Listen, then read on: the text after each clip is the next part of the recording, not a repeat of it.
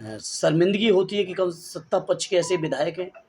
और उससे भी ज़्यादा अफसोस इस बात का है कि जो बुलडोज़र वाली सरकार है, जो चुनाव प्रचार में भी मुख्यमंत्री जी रोड शो में बुलडोज़र लेके चलते हैं, वो ऐसी जगह बुलडोज़र नहीं चल रहे हैं जहाँ पे लाखों हमारे नौजवानों का भविष्य दांव पर है।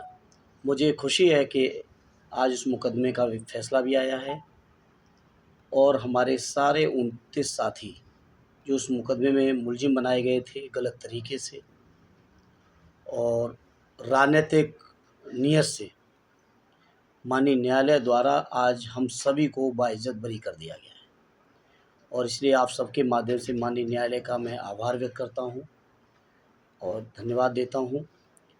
और न्यायपालिका ही एक ऐसी व्यवस्था है जो कम से कम विपक्ष के लोगों को सरकार के आतंक से बचाने का काम हो रहा है।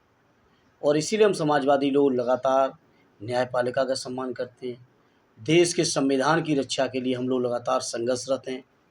और मुझे खुशी है इस बार उत्तर प्रदेश के जनमानस ने भी हम लोगों को बड़ा व्यापक समर्थन दिया और इतना समर्थन दिया है, इस जनमानस के समर्थन की दम पर हम लोग देश के संविधान में जो बीजेपी के लोग बदलना चाहते थे, कम से कम अब वो बदल नहीं पाएंगे। नेट की परीक्षा जो है कैंसिल हो गई है, क्या संसद में आप इस मामले को लगातार आज भी, चूँकि मेरी तारीख ज़रूर थी तो मैं आज संसद नहीं पहुंच पाया था। पार्टी के हमारे सभी लोग, राष्ट्रीय अध्यक्ष जी सहित सभी लोग थे मौजूद और आज पूरा सदन में इस बात को उठाया भी गया। हालांकि स्पीकर साहब ने अनुमति नहीं दी, जिसके कारण सदन स्थगित हुआ। चर्चा होनी चाहिए और सच्चाई सामने आनी चाहिए, और वो भी तब जब सत्ता पक्ष के विधायक स्वीकार कर रहे हों कि हमसे जो चाहो सो करा लो। राजभर के इनके यहाँ बुलडोजर कब चलेगा? राजभर के उसके विधायक का नाम सामने आ रहा है। वो तो सामने, वो तो वीडियो आपने पूरा देश देख रहा है। शर्मिंदगी होती है कि कम सत्ता पक्ष के ऐसे विधायक हैं।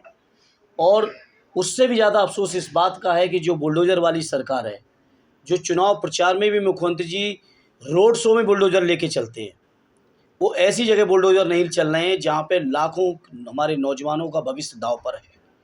करोड़ों नौजवानों के परिवारीजन परेशान हैं, प्रभावित हैं इस तरह की घटनाओं से। चाहे आपकी नीट की परीक्षा रही हो, चाहे यूजीसी की रही हो, चाहे आपकी पुलिस भर्ती की हो, चाहे एआरओ की हो, चाहे आरओ की हो।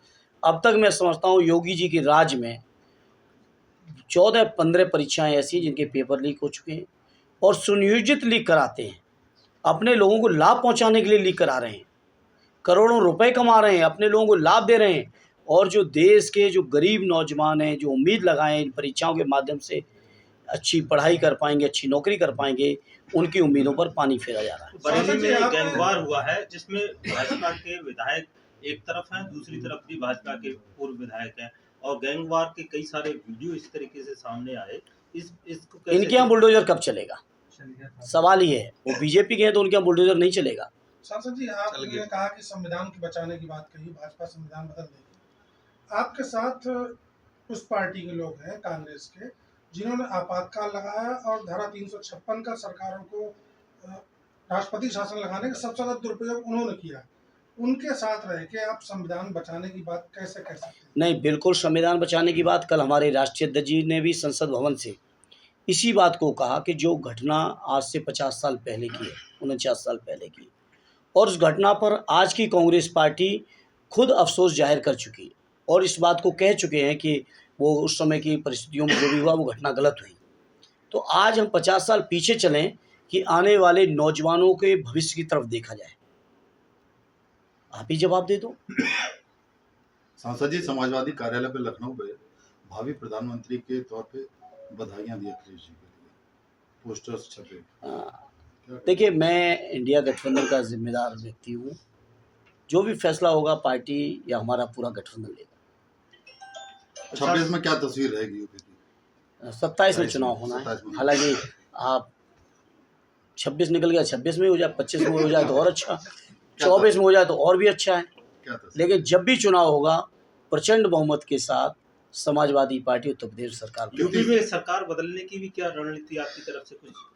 देखिए, रणनीति जिस दिन यहाँ बता दी उस दिन रणनीति नहीं रह जाएगी। आरएसएस और योगी का कितना जुगलबंदी, कितना चमत्कार दिखा पाएगा? अभी क्या दिखा पाए? अगर बेईमानी हटा दीजिए तो 20 सीटें भी नहीं जीत रहे थे। सांसद जी, इस लोकसभा चुनाव में पीडीए का फार्मूला लेके चले थे अखिलेश यादव जी, और वो बहुत कामयाब भी रहा पीडीए का फार्मूला।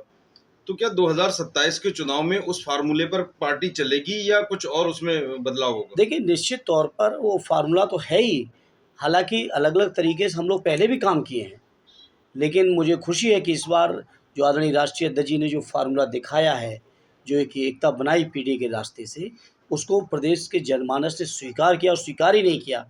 प्रचंड बहुमत के साथ, बड़ी बड़ी मार्जिन के साथ लोगों को जिताया हमारे साथियों को।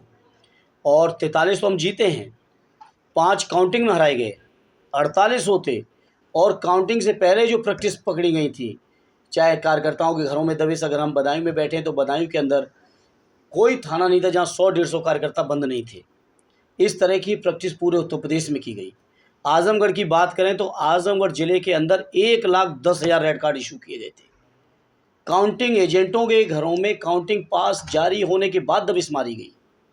और ये आजमगढ़ बदायूं की बात नहीं है, उत्तर प्रदेश की हर लोकसभा के अंदर ऐसा हुआ है।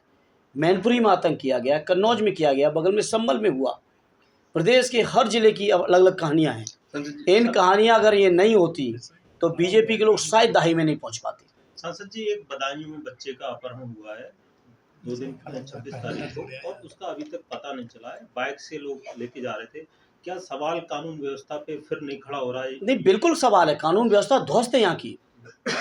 अब सोचिए, जब सत्ता पक्ष के विधायक पेपर लीक की जिम्मेदारी ले रहे हैं और कार्रवाई नहीं हो रही है, तो आप इसी से अंदाज लगाइए।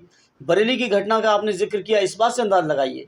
अरे अखिलेश यादव जी के समय अगर आपको याद हो, इस तरह की एक घटना भी नहीं होने दी गई थी।